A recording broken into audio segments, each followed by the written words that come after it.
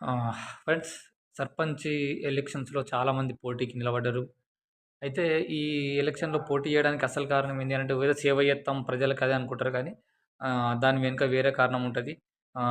పోటీ చేస్తే ఏదైనా వస్తాయి, నిధులొస్తాయి తీసుకుందాం, చేద్దామనే ఒక ఆలోచన కూడా ఉంటుండొచ్చు. అట్లా చేసినోళ్ళే కొంతమంది ఎక్కువ ఉంటారు. సరే అది అంతా పక్కన పెడితే మరి ఎందుకు పోటీ చేసిర్రు ఏం కథ అని పక్కన పెడితే సూర్యాపేట జిల్లా గుడిబండ అనే ఊర్ల ఎస్ఐ అంటే ఇంకా 5 నెలల్లో ఆయన రిటైర్మెంట్ ఉంటది. అయితే ఆ రిటైర్మెంట్ కాకముందుకే ఎలక్షన్స్ వచ్చినాయి కాబట్టి, ఆ రిటైర్మెంట్ అంటే వాలంటరీ రిటైర్మెంట్ తీసుకున్నాడాయనే. వాలంటరీ రిటైర్మెంట్ తీసుకొని ఎలక్షన్‌లో పోటీ చేసిండు పాపం. ఆయన పేరు వెంకటేశ్వర్. ఆయన పోటీ చేసేసరికి ఏం జరిగింది అక్కడ కేవలం 10 ఓట్ల తోటి ఓడిపోయిండు పాపం.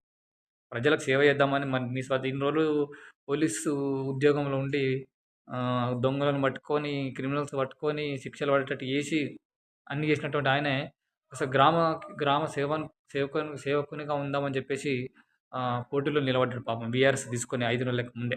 ఆయనకు మంత్రి ఉత్తమ్ కుమార్ రెడ్డి, ఆయన భార్య పద్మావతి ఇద్దరు గూడా పరోక్షంగా సపోర్ట్ జేసిర్రు. తరపున అంటే కాంగ్రెస్ మద్దతిచ్చింది ఈయనకు. అయితే ఈయనకు ఇట్లా మద్దతిచ్చేసరికి ఇంకొక ఆయన గూడా నాగయ్య అదే ఊర్లో ఆయన గూడా కాంగ్రెసే.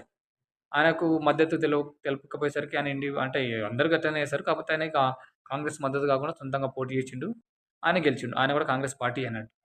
కాకపోతే రెబెల్. 10 ఓట్ల తేడాతోటి ఆయన గెలిచిండు. ఈయన ఓడిపోయిండు. వెంకటేశ్వర్లు ఎస్ఐ. మాజీ ఎస్ఐ అన్నట్టు. పాపం అదృష్టం ఈయనది వర్ణించలేదు. మరి చూద్దాం. మరి నెక్స్ట్ ఎలక్షన్స్‌ల పోటీ చేసి గెలిచి మరి ఆళ్ళ ఊరికి మంచి చేయాలని కోరుకుందాం. ఒకవేళ పోటీలో లేకపోయినా సరే ఇప్పటి నుంచైనా సరే వాళ్ళ ఊరికి ఆయనే మంచి పనులు చేసుకుంటా నెక్స్ట్ ఎలక్షన్స్ వరకు ఆయననే ఏకగ్రీవంగా ఎన్నుకునేటట్టు చేసుకుంటే ఆయనకే ఇంకా చాలా మంచిది. ఎందుకంటే పోలీస్ ఉద్యోగం వదిలేసి వచ్చిండు కాబట్టి ఏంది ప్రజాసేవనే ముఖ్యమని చెప్పేసి వచ్చిండు కాబట్టి మరి ప్రజలు కూడా ఆయనను ఆదరిస్తారో లేదో చూద్దాం మరి భవిష్యత్తులో. ఓకేనా? All the best Venkateswarlu sir గారికి. రైట్.